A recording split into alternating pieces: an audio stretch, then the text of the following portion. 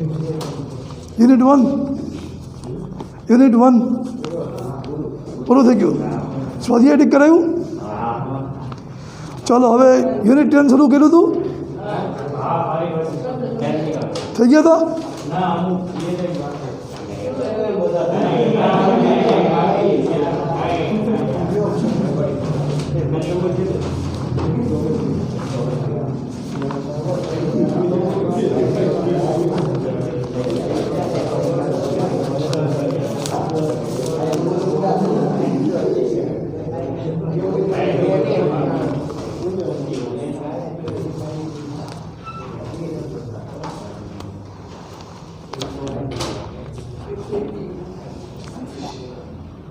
પારિભાષિક સંદર્ભમાં છેલ્લે જાહેર નિગમ થઈ ગયું હતું. ચાલો પછી રીડિંગ શરૂ કર્યું હતું. ચાલો તો હવે રીડિંગ શરૂ કરવાનું છે. યુનિટ 10.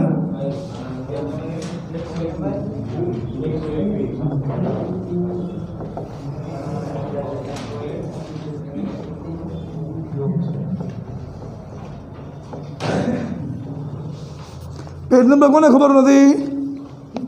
કોણ પૂછતું હતું પેજ નંબર? યુનિટ 10 લખ્યું પછી પેજ નંબર પૂછવાનો. ઊંઘમાં છું ના રાતના મોડે બધી વાંચતા હોય એટલા માટે હસવાનું કેવી રીતે અહીંયા તો જરાક ચેન્જ થઈ ગયું હોય. ચાલો હવે પેજ નંબર 121 ઉપર ઉદ્યોગ ક્ષેત્ર શરૂઆતથી આપણે વાંચવાનું છે. ચાલો ભાઈ રીડ કરો. દુનિયાના દેશોમાં ખેતી, ઉદ્યોગ અને સેવા ક્ષેત્રે એમ ઉત્પાદિત ક્ષેત્રોનો સમન્વય જોવા મળે છે. જે પૈકી ઉદ્યોગ એક મહત્વનું ઉત્પાદકીય ક્ષેત્ર હોય છે. દરેક ક્ષેત્રમાં ખૂબ જ અગત્ય ધરાવે છે. સામાન્ય રીતે વિકસિત દેશોનો અભ્યાસ કરતા સાઉદી અરેબિયા જેવા પેટ્રોલિયમ નિકાસ કરતા દેશોને બાદ કરતા મોટા ભાગના વિકસિત દેશો દાખલા તરીકે અમેરિકા, બ્રિટન, જાપાન વિશ્વમાં ખેતીને મુખ્ય વ્યવસાય ગણતા દેશો પણ વિકસિત હોઈ શકે છે. દાખલા તરીકે ઓસ્ટ્રેલિયા, ન્યુઝીલેન્ડ, પરંતુ ખેતી ક્ષેત્રે આધારિત વિકસિત દેશો ખૂબ જ ઓછા જોવા મળે છે. બરાબર. સૌથી પહેલાં તો ફર્સ્ટ લાઈન અંડરલાઈન કરો. દુનિયાના દેશોમાં ખેતી, ઉદ્યોગ અને સેવા ક્ષેત્ર એમ 3 ઉત્પાદકીય ક્ષેત્રોનો સમન્વય જોવા મળે છે. બરાબર.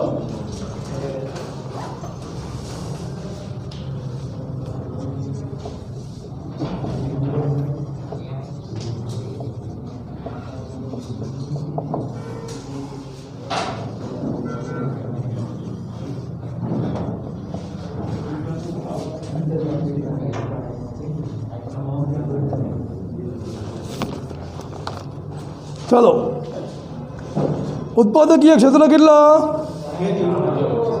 ઉત્પાદકીય ક્ષેત્ર 3. કયા કયા? બરાબર. ખેતી, ઉદ્યોગ ને સેવા. ચાલો હવે સૌથી પહેલાં ખેતી ક્ષેત્રની વાત કરી. બોલ ભાઈ, ખેતી ક્ષેત્રમાં શેનું ઉત્પાદન થાય? કયું?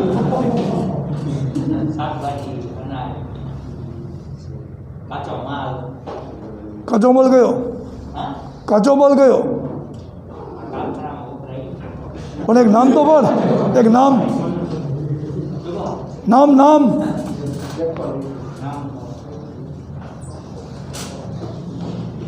ખેતી ક્ષેત્રમાં શેનો સમાવેશ થાય?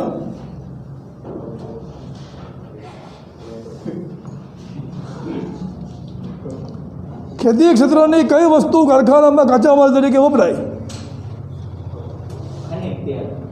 બરાબર. આવડે છે. ચાલો આપણે એ જ જાણવું હતું કે સમજણ છે કે નહીં? સમજણ છે. સમજી ગયા. હવે હમણાં ખેતી ક્ષેત્ર એટલે માત્ર ખેતરમાં ઉગે એ નહીં. બરાબર. ખેતી ક્ષેત્ર એટલે માત્ર ખેતરમાં ઉગે એ નહીં, કુદરત ઉપર આધારિત કોઈ પણ ઉત્પાદન કે જે જીડીપીમાં કન્ટ્રીબ્યુટ કરતું હોય, અને કુદરત ઉપર આધારિત હોય, એ બધું જ અર્થશાસ્ત્રમાં ખેતી ક્ષેત્ર ગણશું. જેમ કે કૃષિ, પછી ખાણ ખનીજ, બરાબર, પછી મત્સ્ય ઉદ્યોગ,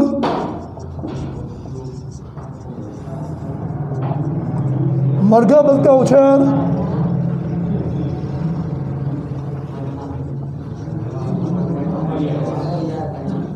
અને મધમાખી ઉછેર.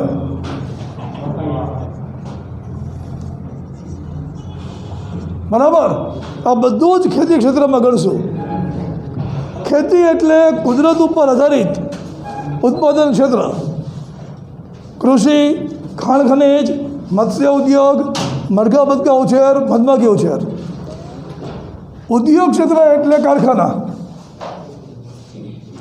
કારખાનું સ્થળની રીતે નહીં, જ્યાં પણ વસ્તુના સ્વરૂપમાં ફેરફાર કરીને ઉત્પાદનની વ્યાખ્યા આપણે 11મા ધોરણમાં જોઈ. વસ્તુના સ્વરૂપમાં ફેરફાર કરીને અથવા સમય અને સ્થળમાં ફેરફાર કરીને એને માનવ જરૂરિયાત સંતોષવા માટે વધારે સજ્જ બનાવવામાં આવતી હોય એ બધી પ્રક્રિયાને ઉત્પાદન કહેશું. કોઈ પણ વસ્તુને એના સ્વરૂપમાં, સમયમાં કે સ્થળમાં ફેરફાર કરીને માનવ જરૂરિયાત સંતોષવા માટે વધારે સજ્જ બનાવવામાં આવતી હોય તો એને ઉત્પાદન કહેશું. અને એવું ઉત્પાદન થતું હોય બધું ઉદ્યોગ. બરાબર. સેવા ક્ષેત્ર એટલે શું? બેંક, વીમો, એજ્યુકેશન, મેડિકલ, બરાબર, આ બધું જ આપણે સેવા ક્ષેત્ર કહેશું. તો ઉત્પાદકીય ક્ષેત્ર કેટલા? 3: ઉદ્યોગ, ખેતી અને સેવા. જો પછી બીજી હાલે અંડરલાઈન કરો. વિકસિત દેશોનો અભ્યાસ કરતા સાઉદી અરેબિયા જેવા પેટ્રોલિયમ નિકાસ કરતા દેશોને બાદ કરતા મોટા ભાગના વિકસિત દેશો ઔદ્યોગિક દેશો છે. બરાબર, એ લાઈન અંડરલાઈન કરો. હું જેટલું અંડરલાઈન કરાવું છું એ કોઈને કોઈ પ્રશ્નના જવાબ છે. બરાબર, વારંવાર પૂછાતા પ્રશ્નોના જવાબ જ હું તમને અંડરલાઈન કરાવું છું. તો એ બરાબર ભાગા કરવા. જેમ કે એવો પ્રશ્ન આવે કે મોટા ભાગના વિકસિત દેશો કેવા છે? તો મોટા ભાગના વિકસિત દેશો ઔદ્યોગિક છે. બરાબર. અથવા તો એમ આવે કે પેટ્રોલિયમ નિકાસ કરતા એક દેશનું નામ આપો, તો સાઉદી આવી. બરાબર. ઉપરાંત એમસીક્યુમાં આવે નીચેનામાંથી કયો દેશ પેટ્રોલિયમ નિકાસ કરીને વિકસિત થયેલો દેશ છે? બરાબર. તો આવી રીતે જેટલું પણ આપણે અંડરલાઈન કરાવીએ છીએ બધું જ વારંવાર પૂછાતું છે. મોટા ભાગના વિકસિત દેશ, મોટા ભાગના વિકસિત દેશ ઔદ્યોગિક છે.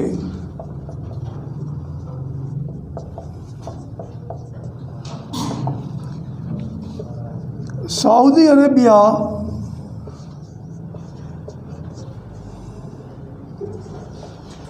ઔદ્યોગિક ન હોવા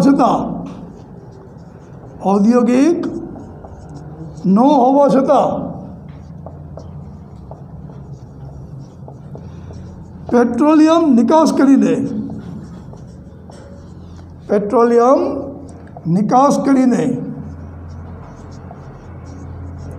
વિકસિત થયેલ છે.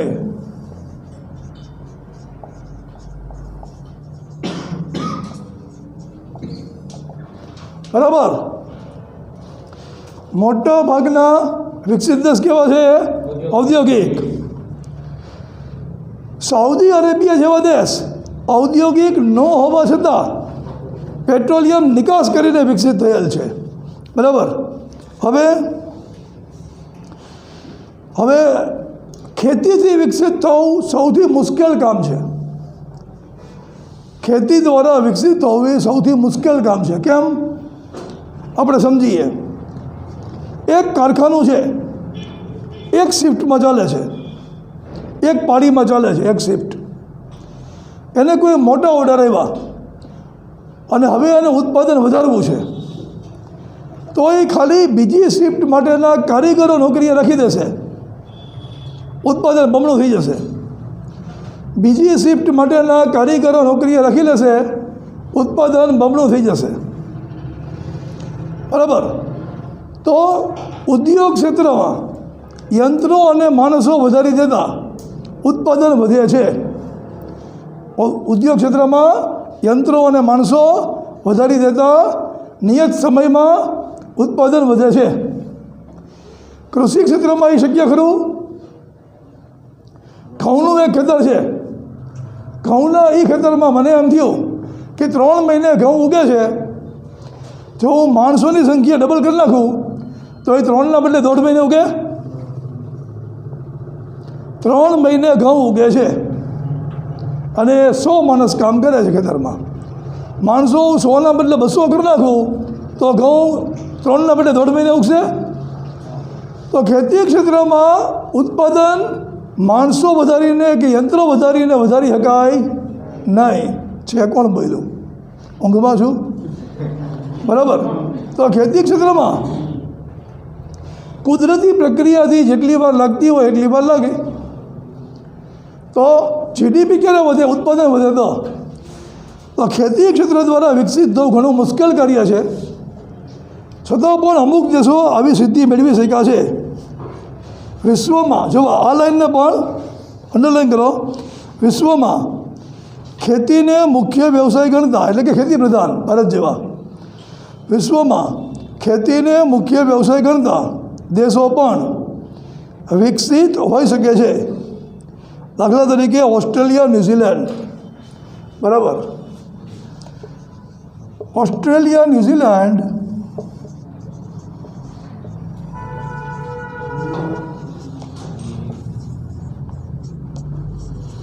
ખેતી પ્રધાન હોવા છતાં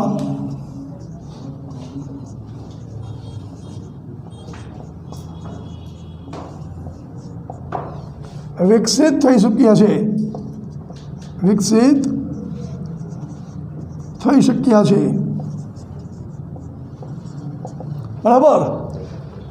ઓસ્ટ્રેલિયા અને ન્યૂઝીલેન્ડ આપણી જેમ જ ખેતી પ્રધાન દેશ છે, છતાં પણ વિકસિત થઈ ચૂક્યા છે. બોલો, આમાંથી પ્રશ્ન પૂછાય, કોઈ પણ 3 ખેતી પ્રધાન દેશના નામ આપો તો ક્યાં આપશો? યસ, ઓસ્ટ્રેલિયા, ન્યૂઝીલેન્ડ અને ભારત. કોઈ પણ 3 ખેતી પ્રધાન દેશના નામ આપો. બરાબર. ખેતી પ્રધાન હોવા છતાં વિકસિત થયેલા 2 દેશના નામ આપો. બરાબર. ખેતી પ્રધાન હોવા છતાં વિકસિત થયેલા 2 દેશના નામ આપો. અથવા તો MCQમાં પૂછાય, નીચેનામાંથી કયો દેશ ખેતી પ્રધાન હોવા છતાં વિકસિત થઈ ચૂક્યો છે? તો આ 2માંથી એક જે આપ્યો હોય એને સિલેક્ટ કરવાનું. બરાબર. આવી રીતે આ બધા પ્રશ્નો પાકા કરી નાખવાના. પછી જો આને પણ અંડરલાઈન કરો. છેલ્લેથી બીજી લાઈન. મોટા ભાગના દેશો એવું માનતા થયા છે કે ઝડપી આર્થિક વિકાસ સાધવા માટે ઔદ્યોગિક ક્ષેત્રનો વિકાસ ખૂબ જરૂરી છે. મોટા ભાગના દેશો એવું માનતા થયા છે કે ઝડપી વિકાસ સાધવા માટે, ઝડપી આર્થિક વિકાસ સાધવા માટે ઔદ્યોગિક ક્ષેત્રનો વિકાસ ખૂબ જરૂરી છે. ઝડપી આર્થિક વિકાસ માટે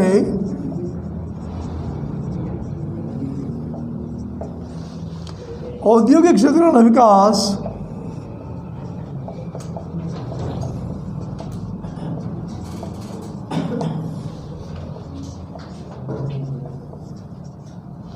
ખૂબ જરૂરી છે.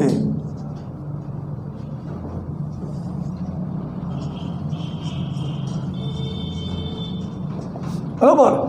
ઝડપી આર્થિક વિકાસ માટે ઔદ્યોગિક ક્ષેત્રનો વિકાસ ખૂબ જરૂરી છે. બરાબર. તો એમાં પ્રશ્ન પૂછાય, કયા ક્ષેત્રનો વિકાસ ઝડપી આર્થિક વિકાસ માટે ખૂબ જરૂરી છે? ઔદ્યોગિક ક્ષેત્રનો વિકાસ. ઔદ્યોગિક ક્ષેત્રનો વિકાસ શેના માટે જરૂરી છે? ઝડપી આર્થિક વિકાસ માટે. અથવા તો MCQમાં પૂછાય, નીચેનામાંથી કયા ક્ષેત્રનો વિકાસ ઝડપી આર્થિક વિકાસ માટે ખૂબ જરૂરી છે? બરાબર. હવે જુઓ કન્સેપ્ટ શું આનો, ઔદ્યોગિક ક્ષેત્ર વિકસિત હોય તો, હમણાં આપણે માણસો વધારવાવાળું એક્ઝામ્પલ લીધું, એની જેમ ઔદ્યોગિક ક્ષેત્ર વિકસિત હોય તો ઉત્પાદન વધારવું સહેલું છે. ઔદ્યોગિક ક્ષેત્ર વિકસિત હોય તો ઉત્પાદન વધારવું સહેલું છે. જેટલું ઉત્પાદન વધે એટલો જીડીપી વધે, જેટલો જીડીપી વધે એટલો આર્થિક વિકાસ થાય. થોડુંક ડિટેલમાં જઈ તો જેટલો ઔદ્યોગિક વિકાસ વધે, મતલબ કે કારખાનામાં જેટલું કામ વધે ને કારખાના જેટલા વધે એટલા રોજગારી માટે માણસો વધારે જોઈએ. કારખાનામાં કામ કરવાવાળા માણસો વધે, કારખાનામાં ઇલેક્ટ્રિસિટી વપરાય, ઇલેક્ટ્રિસિટી જનરેશનમાં વધારે કર્મચારીઓ જોઈએ, કારખાનામાં કાચો માલ જોઈએ, કાચા માલના પરિવહન ટ્રાન્સપોર્ટેશન માટે વધારે કર્મચારીઓ જોઈએ, તૈયાર માલને દુકાનો સુધી પહોંચાડવા માટે ટ્રાન્સપોર્ટેશનમાં વધારે કર્મચારીઓ જોઈએ, કારખાનું, ઇલેક્ટ્રિસિટી, ટ્રાન્સપોર્ટેશન આ બધાનો હિસાબ કિતાબ રાખવા માટે કોમ્પ્યુટર ઓપરેટર્સ, એકાઉન્ટન્ટ્સ, ક્લાર્ક્સ, બરાબર, એ બધા વધારે જોઈએ. આ બધાની ઉપર દેખરેખ રાખવા માટે સરકારી કર્મચારીઓ વધારે જોઈએ. ચારે બાજુ રોજગારીનું સર્જન થાય. શેનાથી થયું? ઔદ્યોગિક વિકાસથી. રોજગારી વધતા લોકોની આવક વધે, લોકોની આવક વધતા ગરીબી ઘટે. તો ઝડપી આર્થિક વિકાસ માટે ઔદ્યોગિક ક્ષેત્રનો વિકાસ ખૂબ જરૂરી છે. ચાલો પછી સેકન્ડ પેરેગ્રાફ કોને વાંચવો છે? વાંચો, ધ્યાનથી વાંચો. એમાંથી એક સવાલ પૂછીશ. દેશના ઝડપી આર્થિક વિકાસ માટે, કૃષિ ક્ષેત્રના વિકાસ માટે, રોજગારી નથી તકો સંતોષવા માટે, અર્થતંત્રના આંતરિક સાધનોના મહત્તમ વપરાશ માટે, લોકોની આવકમાં ઝડપી વધારો કરવા માટે અને લોકોના જીવન ધોરણને સુધારવા માટે ઔદ્યોગિકરણ જરૂરી છે. જેથી કહી શકાય કે ભારત જેવા વિકાસમાન દેશોમાં જોવા મળતી બેરોજગારી અને ગરીબી જેવી વિકટ સમસ્યાઓને નિવારવા ઔદ્યોગિકરણ જરૂરી છે. આ ઔદ્યોગિકરણ માત્ર આર્થિક વિકાસ હાંસલ કરવા માટે નહીં પણ સામાજિક અને રાજકીય સ્થિરતા માટે પણ ખૂબ જ જરૂરી છે. જે નીચે મુજબના મુદ્દા પર બોલો ભાઈ ભાર્ગવ, ભાર્ગવ ને કે શું નામ? ભાર્ગવ ને? બોલો, ભારતની બે મુખ્ય સમસ્યાઓ કઈ? મંગલી તો બહાર ઘરે જઈને વહી જાય ને ભાઈ. બોલો, એક બોલો તો એક આવડું, બીજું ન પૂછ્યું. બેરોજગારી ને ગરીબી, બરાબર. એક્ઝામમાં કોઈને હેલ્પ કરવા જઈશ તો પેપર લઈ લેશે તારું, બરાબર. ચલો પછી આની અંદર આ લાઈન અંડરલાઈન કરો. થર્ડ લાઈન છેલ્લે, ભારત જેવા વિકાસમાન દેશોમાં જોવા મળતી બેરોજગારી અને ગરીબી જેવી વિકટ સમસ્યાઓને નિવારવા ઔદ્યોગિકરણની જરૂર છે. ભારત જેવા વિકાસમાન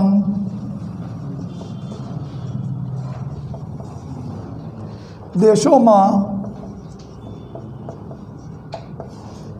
જોવા મળતી બેરોજગારી અને ગરીબી જેવી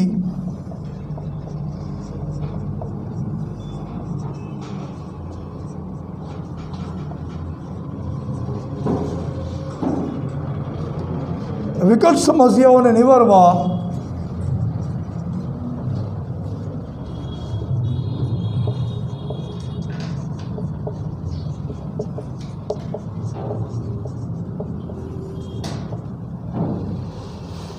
ઔદ્યોગિકરણ જરૂરી છે.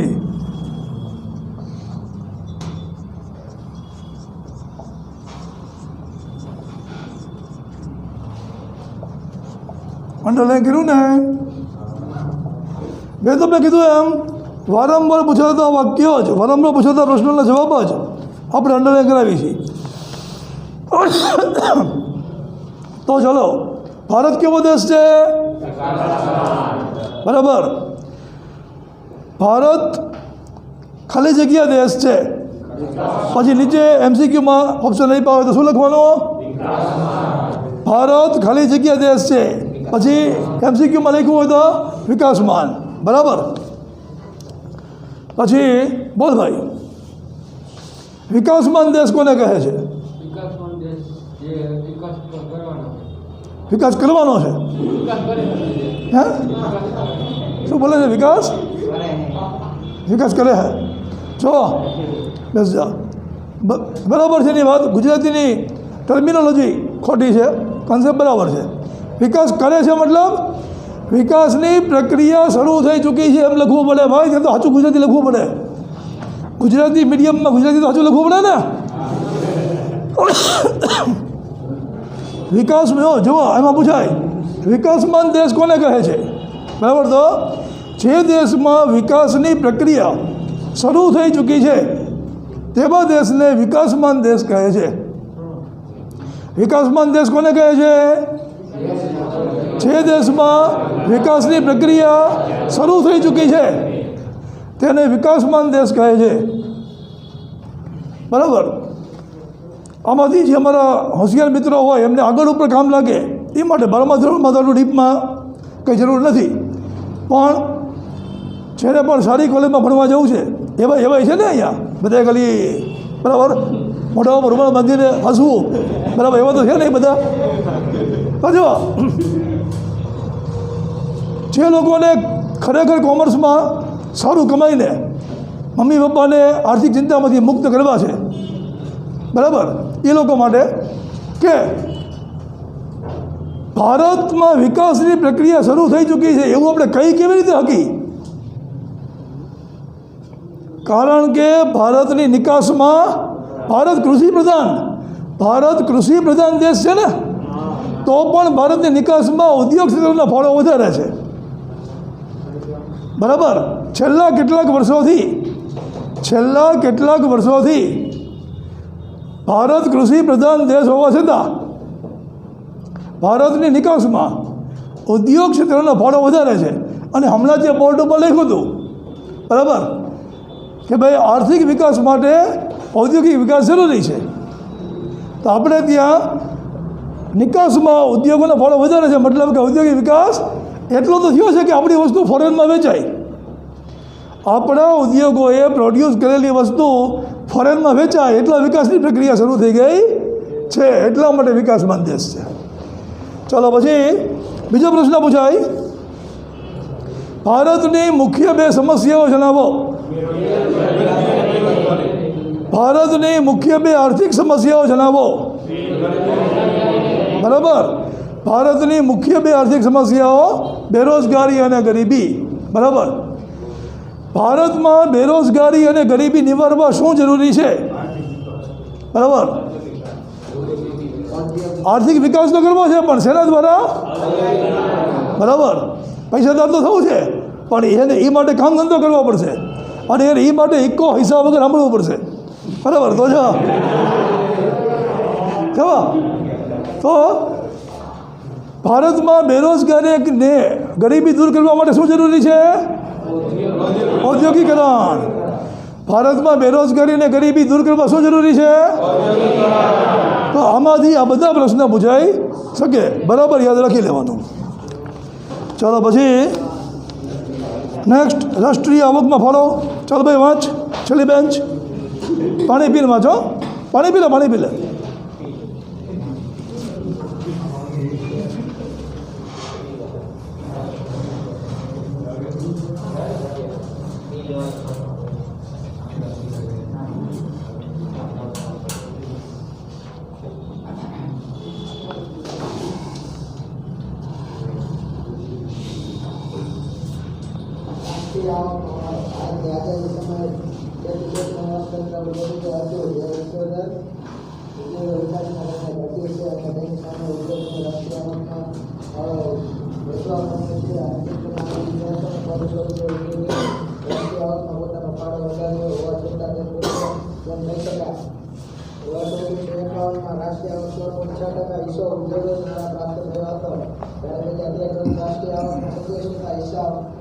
ઉદ્યોગ ક્ષેત્ર દ્વારા પ્રાપ્ત થયો છે.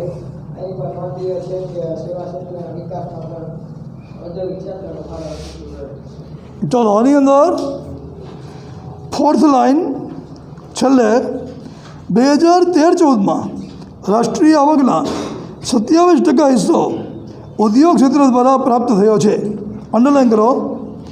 અને પછી લાસ્ટ લાઇન છેલ્લે સેવા ક્ષેત્રના વિકાસમાં પણ ઔદ્યોગિક ક્ષેત્રનો ફાળો અભૂતપૂર્વ રહ્યો છે. બરાબર. આ 2 લાઇન અંડરલાઇન કરવાની છે.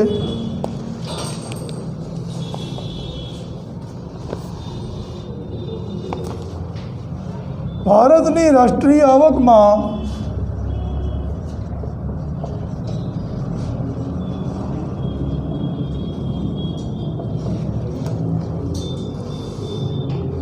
ઉદ્યોગ ક્ષેત્રનો ફાળો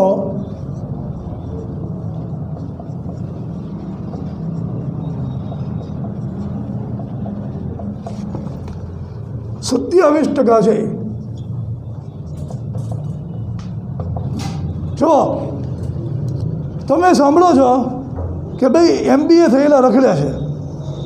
બીજી બાજુ ઘણીવાર આપણે સાંભળીએ છીએ કે ભાઈ કોઈ છોકરાને સગા સંબંધીમાં મહિને 1 લાખ રૂપિયાની નોકરી મળી તો એને આપણે પૂછીએ શું ભણ્યા છે તો કે MBA. તો આ 2 ચીજ આપણને સમજાતી નથી કે આમાં સાચું શું. તો જે તમે 12મા ધોરણ સુધી ભણ્યા એમાં એક જ ટેક્સ્ટ બુક ગુજરાત આખામાં હોય, CBSEમાં હોય તો એની એક જ ટેક્સ્ટ બુક ઇન્ડિયા આખામાં. માસ્ટર્સ ડિગ્રીમાં એવું નહીં. માસ્ટર્સ ડિગ્રીમાં યુનિવર્સિટીએ દરેકમાં ટેક્સ્ટ બુક ભરી જાય. કોઈ પણ સંસ્થાએ ટેક્સ્ટ બુક લખવી હોય આમને પણ તો રેફરન્સ બુકનો યુઝ કરવો પડે. એમણે કઈ રેફરન્સ બુકનો યુઝ કરીને ટેક્સ્ટ બુક લખી છે એ છે એમણે બહાર પાડવું પડે. એ જે રેફરન્સ બુક જેટલી અપડેટ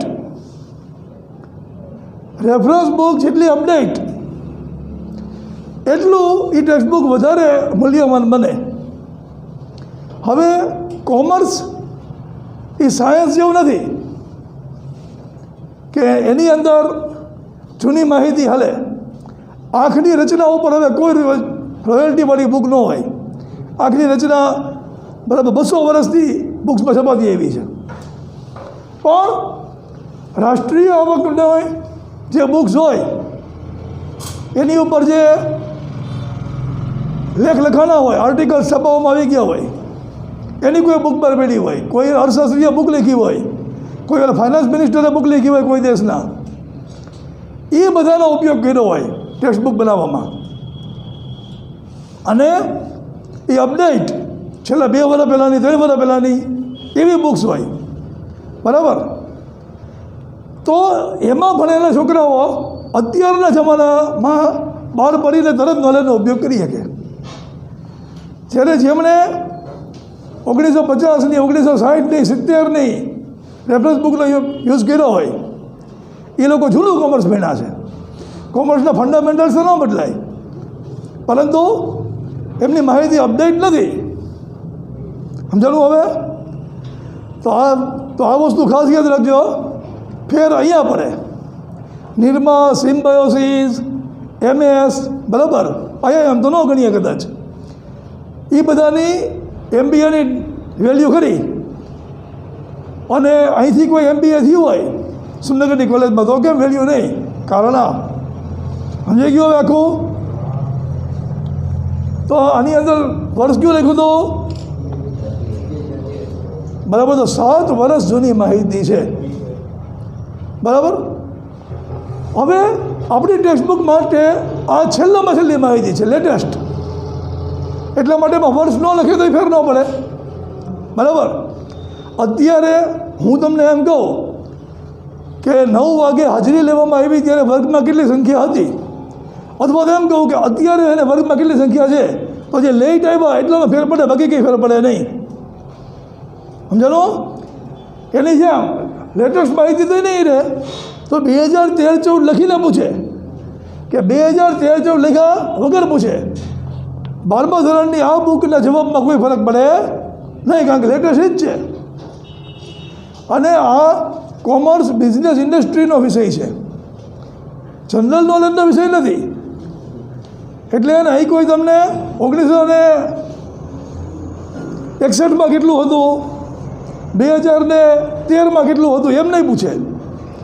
કાં તો પૂછશે લેટેસ્ટ, કાં તો પૂછશે 1991 અને કાં પૂછશે 1951.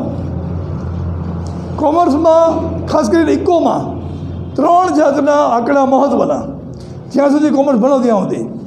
1951 કેમ? 1947માં આપણે આઝાદ થયા, 1950માં 1950 આપણે આયોજન પંચની સ્થાપના કરી, બરાબર. અને 1951થી પંચવર્ષીય યોજના દ્વારા વિકાસનો માર્ગ નક્કી કર્યો. તો ભારતે વિકાસ માટેનો પ્રયત્ન 1951થી શરૂ કર્યો. આપણે કેટલી પ્રગતિ કરી એ જોવું હોય તો આપણે શરૂ ક્યાંથી કર્યું તો એ જોવું પડે. એટલા માટે 1951ના આંકડા એ આઝાદ ઇન્ડિયાની શરૂઆત આર્થિક ક્ષેત્રે. એટલા માટે 1951ના આંકડા મહત્ત્વના. 1951થી જે આપણે રસ્તો સ્વીકાર્યો એ 1991થી આવેલો. 1991માં આપણે 11માં શીખ્યા એ મુજબ આર્થિક સુધારા કર્યા. એટલા માટે બીજા આંકડા 1991ના મહત્ત્વના અને ત્રીજા આંકડા લેટેસ્ટ, બરાબર. તો ભારતની રાષ્ટ્રીય આવકમાં ઉદ્યોગ ક્ષેત્રનો ફાળો કેટલો? 27%, બરાબર. ભારતની રાષ્ટ્રીય આવકમાં મેં તમને હમણાં કીધું એ નિકાસ હતું, રાષ્ટ્રીય આવક નહીં. જો એને ભારતની રાષ્ટ્રીય આવકમાં ઉદ્યોગ ક્ષેત્રનો ફાળો વધારે હોય તો ભારત કૃષિ પ્રધાન દેશ ન કહેવાય, ઉદ્યોગ પ્રધાન દેશ કહેવાય. પણ હજી આપણે કૃષિ પ્રધાન છીએ એટલે રાષ્ટ્રીય આવકમાં ઉદ્યોગ ક્ષેત્રનો ફાળો વધારે છે. બોલો, ભારતની રાષ્ટ્રીય આવકમાં ઉદ્યોગ ક્ષેત્રનો ફાળો કેટલો? બરાબર. પછી જો એમાં કૌંસમાં લખ્યું છે સ્થિર ભાવ હોય, એવું કેમ લખ્યું છે? જુઓ, શું એક જ ભાવ? બધા સ્ટેટમાં ભાવ સૂચકાંક શીખાશ, સ્ટેટમાં પ્રાઇસ ઇન્ડેક્સ ભાવ સૂચકાંક તો એ નથી ખબર શું હોય? પાયાનું વર્ષ આવે છે ને, પાયાનું વર્ષ, બેઝ યર એ. જો હવે સ્થિર ભાવ હોય એટલે શું એક શીખી લઈ. આવતો નહીં આગળ ભાઈ, ડાયલોગ કરીને જોક કઈ છીએ આપણે, તને કેમ આટલું બધું હસવું કેમ આવે છે? ધ્યાન દે, એ તો રૂમાલ બંધ હોય તો ખબર પડી જાય. ધ્યાન દે બરાબર, ધ્યાન દે ભાઈ. હા, કહીશો છું કહીશો નથી ને, એ ખબર પડે કે ન પડે, રહ્યો છું કે રહ્યો નથી, બરાબર. 1 સેકન્ડમાં ખબર પડશે ભાઈ, બરાબર. માપમાં રહેજે હવેથી. તારા માટે આ બધું છે, તારા માર્ગ માટે. હરખો બેસ ભાઈ, હરખો બેસ. જો ભારતની રાષ્ટ્રીય આવકમાં ઉદ્યોગોનો ફાળો કેટલો ભાઈ? ભારતની રાષ્ટ્રીય આવકમાં ઉદ્યોગોનો ફાળો મતલબ શું થયો એનો? ઉદ્યોગપતિ હોય એટલે પૈસા આપ્યા હોય રાષ્ટ્રીય આવકમાં સરકારને, ખવડાવ્યા હોય પૈસા એટલા. તો આનો અર્થ શું થયો? આ માટે ધ્યાનથી સાંભળવું પડે ભાઈ. પૈસે ખબર ન પડે આ બધી, મોટા પ્રમાણે હસો. હવે ધીમે ધીમે કોમેન્ટ કંઈ હસો એવું ન હોય. આમાં તો આવડે તો ચાલે, નહીં તો પછી જીઆઈડીસીમાં 5000ની નોકરી કરવી પડે. મમ્મી પપ્પા રાહ જોતા હોય હમણાં એને સરસ નોકરીએ લાગશે, એવું થાય. ચલો ભાઈ, ભારતની રાષ્ટ્રીય આવકમાં ઉદ્યોગોનો ફાળો 27% એટલે શું? અર્થ શું આનો? 11મા ધોરણમાં મારી પાસે ભણ્યો છું, આનો અર્થ શું? રાષ્ટ્રીય આવક નામનું ચેપ્ટર એને હતું, એમાં ખબર છે રાષ્ટ્રીય આવકની ગણતરી શેના ઉપરથી થાય? હે, રાષ્ટ્રીય આવકની ગણતરી શેના ઉપરથી થાય? કોમર્સના અભણ કહેવાય આને, અંગૂઠો. આયાત. વાહ, બધી ગયું, માફ કરી દીધો. શાંતિથી બેહી રહે. હાલો, હવે હમણાં 27% એટલે ભારતના કુલ ઉત્પાદનમાં ઉદ્યોગોનું ઉત્પાદન 27% એમ મતલબ થયો એનો. જે કંઈ સમાજ બધું સમજી સમાજ. પછી સેવા ક્ષેત્રના વિકાસમાં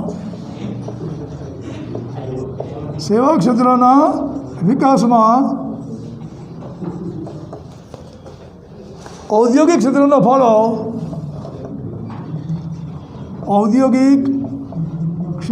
ફાળો અભૂતપૂર્વ રહ્યો છે.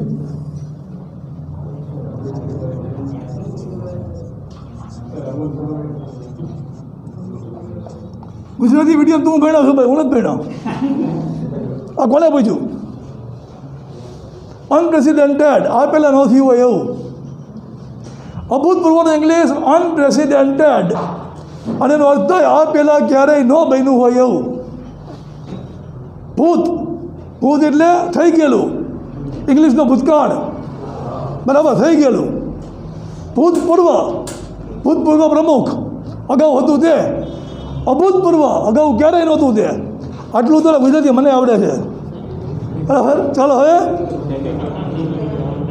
સેવા ક્ષેત્રના વિકાસમાં ઔદ્યોગિક ક્ષેત્રનો ફાળો અભૂતપૂર્વ રહ્યો છે. ચાલો આમાંથી MCQ પૂછાય, નીચેનામાંથી કયા ક્ષેત્રનો ફાળો સેવા ક્ષેત્રના વિકાસમાં અભૂતપૂર્વ રહ્યો છે? બરાબર. ઔદ્યોગિક ક્ષેત્રનો ફાળો કોના વિકાસમાં અભૂતપૂર્વ રહ્યો છે?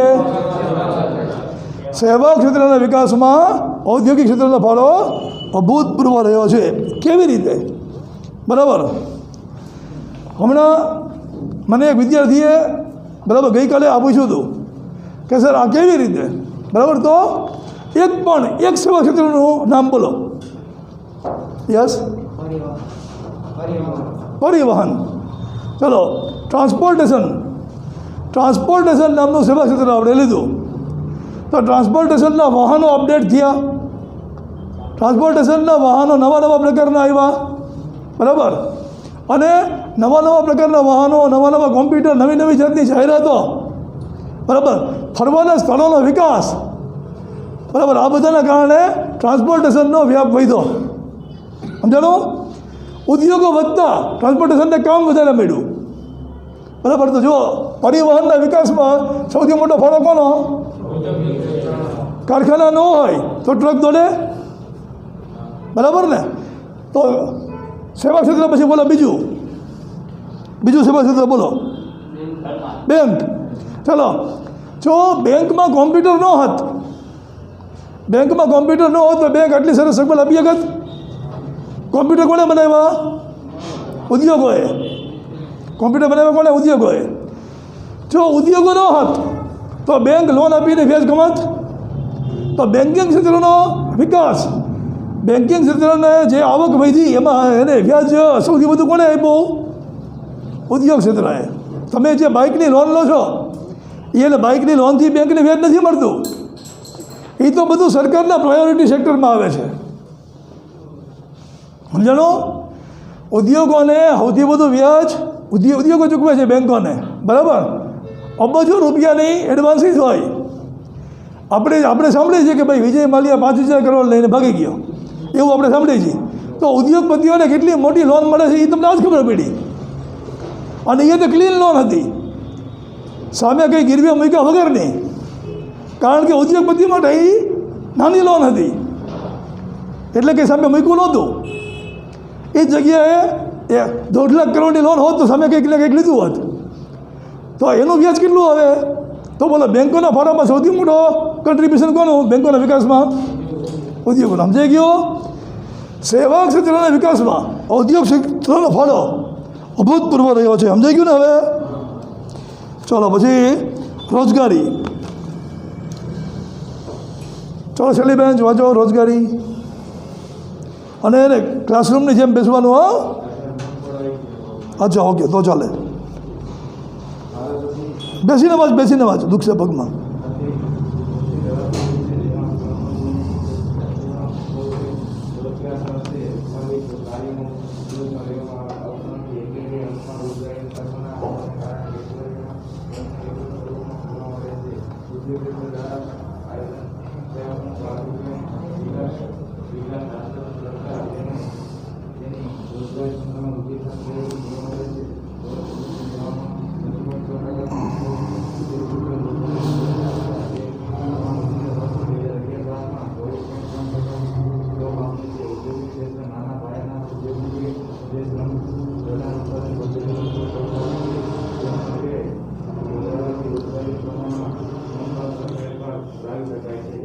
ચલો ફોર્થ લાઈન અડધેથી વર્ષ 1951માં 10.6% શ્રમિકો ઉદ્યોગ ક્ષેત્રે રોજગારી મેળવતા હતા. તે પ્રમાણ વધીને 2011-12માં 24.3% થવા પામ્યું છે. 1951માં 10.6% શ્રમિકો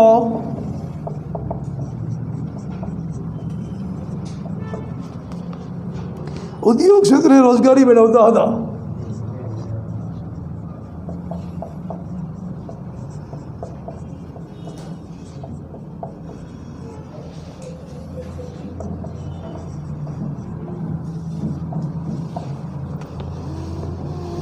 તે પ્રમાણ વધીને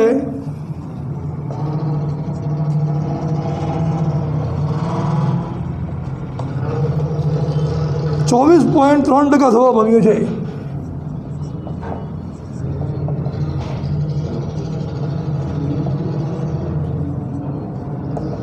બરાબર.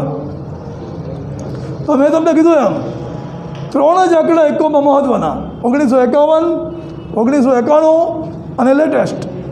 બરાબર. તો જુઓ 1951માં કેટલા ટકા શ્રમિકો ઉદ્યોગ ક્ષેત્રે રોજગારી મેળવતા હતા? બરાબર, 10% યાદ રાખવાનું. બરાબર, 10.6 અને 10.3 એમ બે ઓલા વિકલ્પ નહીં આપે. બરાબર. 1951માં કેટલા ટકા શ્રમિકો ઉદ્યોગ ક્ષેત્રે રોજગારી મેળવતા હતા? 10.6%. બરાબર. હવે 2011-12 ટેક્સ્ટબુક પ્રમાણે લેટેસ્ટ 2011માં લખ્યું હોય તોય, ન લખ્યું હોય તોય ભારતમાં ઉદ્યોગ ક્ષેત્રે કેટલા ટકા શ્રમિકો રોજગારી મેળવે છે? ભારતમાં ઉદ્યોગ ક્ષેત્રે કેટલા ટકા શ્રમિકો રોજગારી મેળવે છે? બરાબર, સમજાઈ ગયું? હવે જે મારા હોશિયાર વિદ્યાર્થીઓ છે, બરાબર, એમના માટે ભારતનું એચિવમેન્ટ કેટલું આમાં? 14%.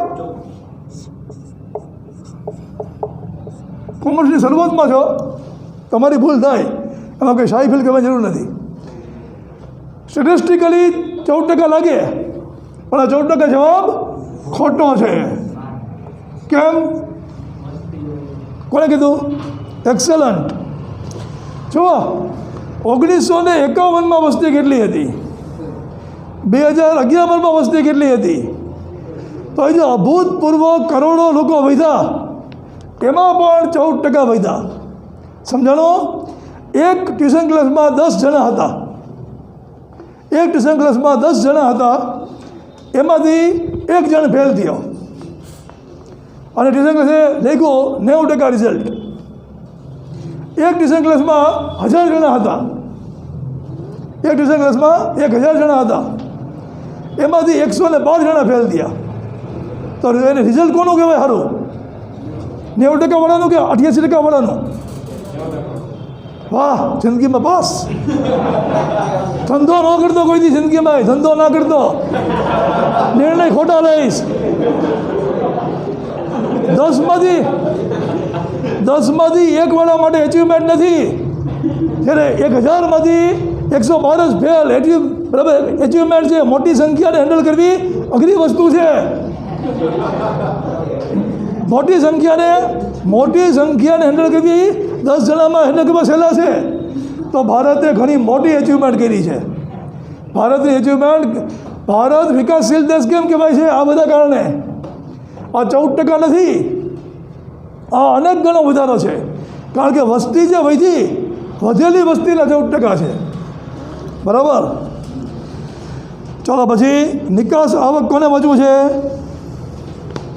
વાંચો છેલ્લી બેન્ચ. બીજી ક્ષેત્રની જેમ ઉદ્યોગ ક્ષેત્ર પણ પોતાનું ઉત્પાદન પ્રમાણ વધારી આર્થિકમાં વધે પાછળથી દેશની નિકાસ કરીને વિદેશી ઉદ્યોગોની કમાણી સર્જે જે ઉદ્યોગમાં અર્થતંત્રને અસર ધરાવતી વસ્તુઓને આયાત કરવામાં ખૂબ જ ઉપયોગી સાબિત થાય છે. વર્ષ 2013 અને 14માં દેશની કુલ નિકાસ આવકના 2% ભાગ ઉદ્યોગ ક્ષેત્રના પ્રયત્નો દ્વારા પ્રાપ્ત થયો છે. આમ દેશનું ઉદ્યોગ ક્ષેત્ર અર્થતંત્રમાં પોતાના ઉત્પાદન કાર્ય દ્વારા પ્રજાની જરૂરિયાતો સંતોષે છે. તદુપરાંત વધારાના ઉત્પાદન પ્રમાણની નિકાસ દ્વારા વિદેશી ઉદ્યોગમાં પ્રાપ્ત કરી પરોક્ષ રૂપે અર્થતંત્રની અન્ય વસ્તુઓની જરૂરિયાતો પૂર્ણ કરે છે. ચાલો સેકન્ડ લાઈન અડધેથી હુંડિયામણ અર્થતંત્રની અન્ય અછત ધરાવતી વસ્તુઓની આયાત કરવામાં ખૂબ ઉપયોગી સાબિત થાય છે. વર્ષ 2013-14માં દેશની કુલ નિકાસ આવકના 2/3 એટલે કેટલા પર્સન્ટેજ થયા? 2/3 કેટલા પર્સન્ટેજ થયા? કોમર્સનો ક્લાસ છે કે આર્ટ્સનો છે? 1/3 એટલે 33, બરાબર. તો 2/3 એટલે 66. ન્યુમરેટર ડબલ થાય તો એટલે આન્સર બરાબર થઈ જાય ને, ડબલ. ન્યુમરેટર એટલે અંશ ને, ઉપરના ભાગમાં હોય અંશ ને, અંશ ડબલ થાય અને છેદીનો હોય રે તો એ શું થાય? આન્સર ડબલ થઈ જાય ને. તો 1/3 એટલે 33, 2/3 એટલે 66. ટેક્સ્ટ બુકમાં 2/3 આપ્યું છે, MCQમાં પર્સન્ટેજ આપ્યા હશે તો સાઈડમાં 66% લખી નાખો. અને આટલું એરિથમેટિક આવડવું જોઈએ. સ્ટેટ કેવી રીતે પાસ કરશો? આટલું અંકગણિત નહીં આવતું હોય તો સ્ટેટ ખાલી ગોખણપટ્ટીથી પાસ કર્યું હશે, બરાબર. એરિથમેટિક એટલે અંક ગણિત. જો હુંડિયામણ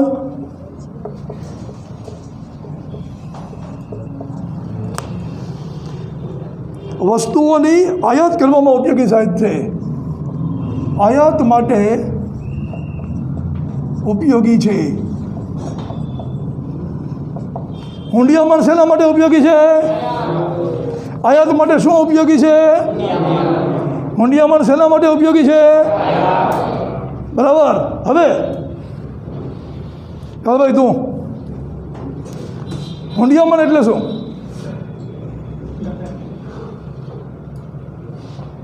અગિયારમા ધોરણમાં મારો એક શબ્દ આને સાંભળો લાગતો નથી. મસ્તી જ ગીરી લાગે ક્લાસમાં. બસ હવે જીવનભર મસ્તી કરો અને મારા મા બાપને સપના જોવા દો. બેસ જા. ચલો પછી કોણ છે બીજું એવું છે ને આવું પૂછવું જોઈએ, પૂછવાની હિંમત કરવી જોઈએ? હા બોલો ભાઈ, હુંડિયામણ એટલે શું?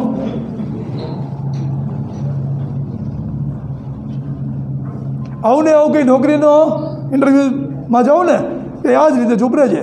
હા ચાલો બેસ જા. બોલો ભાઈ તમે, હુંડિયામણ એટલે? હુંડિયામણ એટલે વિદેશમાં વસ્તુ મોકલી એમ પૈસા પ્રાપ્ત થાય. ચાલે, બરાબર. કન્સેપ્ટ ક્લિયર છે, શબ્દો ખોટા છે. વિદેશી નાણું, ડોલર, પાઉન્ડ, રૂબલ, રેન્ડ, આ બધું કહેવાય હુંડિયામણ, બરાબર. હુંડિયામણ એટલે વિદેશી નાણું. હુંડિયામણ આયાત માટે ઉપયોગી છે. આયાત કરવી હોય તો એ દેશના નાણાંમાં રૂપિયા ચૂકવવા પડે, બરાબર. પછી દેશની કુલ નિકાસના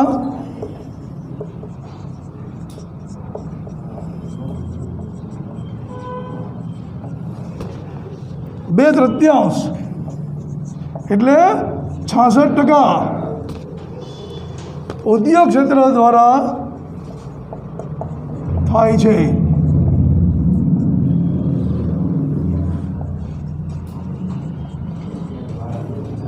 ચલો, ભારતની કુલ નિકાસમાં ઉદ્યોગ ક્ષેત્રનો ફાળો કેટલો? 2/3 અથવા 66%. બે યાદ રાખવાનું. MCQમાં જે હોય, MCQમાં કાં તો 2/3 આપ્યું હશે, કાં તો 66% આપ્યું હશે. દેશની કુલ નિકાસના કેટલોમાં ભાગ ઉદ્યોગ ક્ષેત્ર દ્વારા થાય છે? 2/3 અથવા 66%. દેશની કુલ નિકાસમાં ઉદ્યોગ ક્ષેત્રનો ફાળો કેટલો છે? 2.3. કોને કીધું? બરાબર. 2.3 ન કહેવાય, એને 2/3 કહેવાય, બરાબર. દેશની કુલ નિકાસમાં ઉદ્યોગ ક્ષેત્રનો ફાળો કેટલો? બરાબર. ભારતની કુલ નિકાસમાં કયા ક્ષેત્રનો ફાળો સૌથી વધુ છે? સામાન્ય રીતે માણસો ભારત કૃષિ પ્રધાન દેશ છે એટલે કૃષિ લખી આવે, ખોટું. તો ભારત વિકાસશીલ ન થયો હોત, બરાબર. ભારતની કુલ નિકાસમાં કયા ક્ષેત્રનો ફાળો સૌથી મોટો છે? ભારતની કુલ નિકાસમાં ઉદ્યોગ ક્ષેત્રનો ફાળો સૌથી મોટો છે. પછી ચાલો સમતોલ વિકાસ આપણે નેક્સ્ટ લેક્ચરમાં રાખશું.